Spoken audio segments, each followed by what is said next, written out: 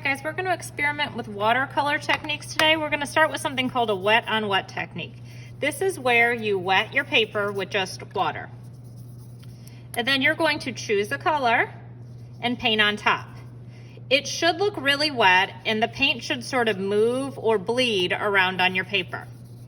Today you do want to work a little bit quickly. We're going to be using leaves and putting them on top of our pieces while they're still wet to create, it's hard to describe, almost like a resist where something still stays without paint, but in a little bit of a different way. So filling my whole paper using this wet on wet technique, and I'm keeping my paper fairly wet. I'm remembering that my paintbrush is like a ballerina. Ballerinas always dance on their tiptoes. This is the tiptoes of my paintbrush. They never scoot on their bottoms. The bottom is the metal part or the side.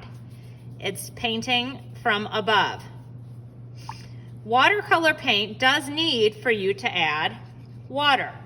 It should be really smooth when it goes on. It should never feel scratchy or dry. Now my paper is still wet and it has color on it. I'm going to take a couple of different leaves. I'm going to lay them right on top. I'm going to do 3 here. And then I'm going to paint again. As I do this, I need to be aware of what colors look good mixed together. So I have this kind of purple color. On the color wheel, purple is next to red and blue. Colors that are next to each other on your color wheel are going to look good mixed together. So I'm going to add a little bit of red around there. Now I'm getting to this bluish green area. I know that green is next door to yellow on the color wheel, so I'm going to add some yellow around there. I know that this purple color is next to blue on the color wheel, so I'm going to add blue around. Green is also next to blue, so I'm going to continue with that blue. Just be aware of how colors mix as you're doing this. If you mix, for example, red and green, they don't make a pretty color together.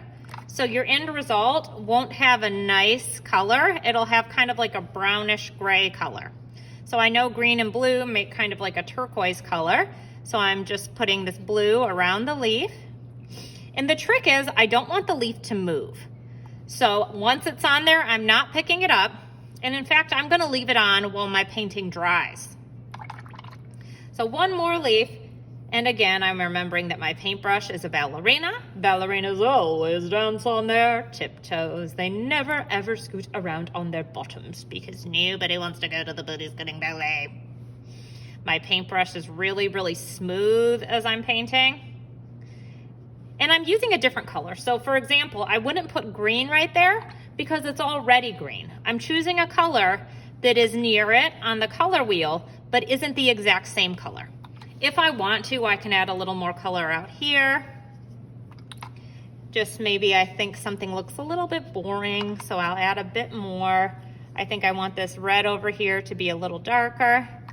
And now what I'm gonna do is I'm gonna pick it up, and if you're afraid you're going to move your leaves, ask me to do it, but I'm picking it up with 2 hands and I'm holding it kind of tight. If I flop it or lift it up with 1 hand, my leaves will fall off. And I'm gonna carry this to the drying rack and let it dry with the leaves right on top. We'll remove the leaves when the painting is dry. Again, ask for help if you don't think you're gonna be able to get it to the drying rack. All right, 3rd graders, you can see that my painting is dry now. And when I pulled the leaves off, it left a trace outline of where the leaves were. Today, we're going to add veins or lines into our leaves using colored pencils. You can choose realistic colors or you can choose whatever color you want.